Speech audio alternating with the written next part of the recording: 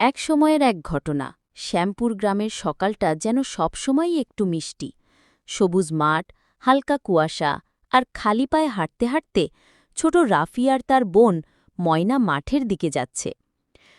ময়না, তুই জানিস হারুন কাকার পেঁয়াজ গাছ নাকি এক রাতেই ছোট হয়ে গেছে? তাই নাকি ভাইয়া? এমন হয় নাকি? চল দেখে আসি। কাকার পেঁয়াজ গাছ নাকি এক রাতেই ছোট হয়ে গেছে? এই খবর শুনে রাফি আর ময়না ছুটে যায় তার ক্ষেতে। হারুন কাকা দাঁড়িয়ে আছেন চিন্তিত মুখে। গাছগুলো যেন কে কেটে দিয়েছে। এবার রাফি সিদ্ধান্ত নেয়, রহস্য খুঁজে বের করতেই হবে। তারা পুরো গ্রামে তদন্ত শুরু করে। দোকান, খালপাড়, মাঠ সব ঘুরে দেখে। রহিম চাচা জানায়, এই কেমন ব্যাপার? গতকাল রাতে তো সব ঠিক ছিল। কি হয়েছে কাকা? রাফি, আমার সব পেঁয়াজ গাছ কে যেন কেটে দিয়েছে। মনে হয় কারোর শত্রুতা ছিল। আমরা এটা খুঁজে বের করব কাকা। রবি, রহিম চাচার দোকানে গত রাতে তারপরের কেউ দিন এসেছিল নাকি দোকানে যান। জিজ্ঞাসা করি। চলো। তারা দোকানে গিয়ে রহিম চাচার সাথে কথা বলেন।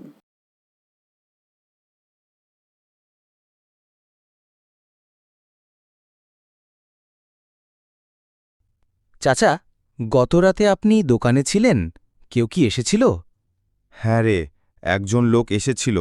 মুখে গামছা বাঁধাচ্ছিল। কিছু সার কিনেছিল। সার? রাত্রে?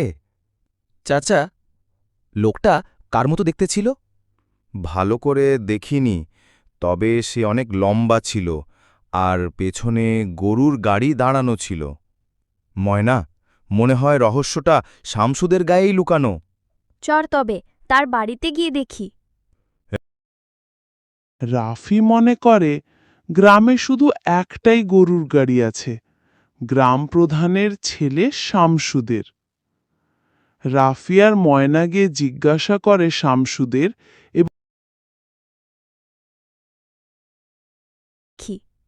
এই, তোরাই আবার কেন আসছিস আমার বাড়িতে? তোমার গরুর গাড়ি গত রাতে কোথায় ছিল? আমার মানে মাঠে গিয়েছিলাম একটু। গিয়েছিলেন না কিছু করতে? গ্রামের বটতলায় বিচার বসে। শামসুদের ভুলের জন্য তাকে শাস্তি দেওয়া হয়। তুমি কি হারুন কাকার ক্ষতি করেছ? হ্যাঁ, আমার বাবা হারুন কাকার সঙ্গে জমি নিয়ে ঝামেলায় পড়েছিল। আমি ভেবেছিলাম ওর ক্ষতি করলেই আমাদের জমি বাঁচবে। শামসুদ, তুমি খুব অন্যায় করেছ। কৃষকের ফসল আমাদের জীবন। তুমি শাস্তি পাবে। আমি চাই না ওর কঠিন শাস্তি হোক, শুধু চাই ও যেন বুঝে যায় ভুল করলে পরিণাম খারাপ হয়। আর ও যেন নিজের হাতে পেঁয়াজ গাছ লাগায় এবং পরিচর্যা করে। ঠিক আছে শামসুদ, আগামী 1 মাস তুমি হারুন কাকার সঙ্গে মাঠে কাজ করবে। আমি সত্যিই দুঃখিত, আমি ঠিক হয়ে যাব। 1 মাস পর শামসুদ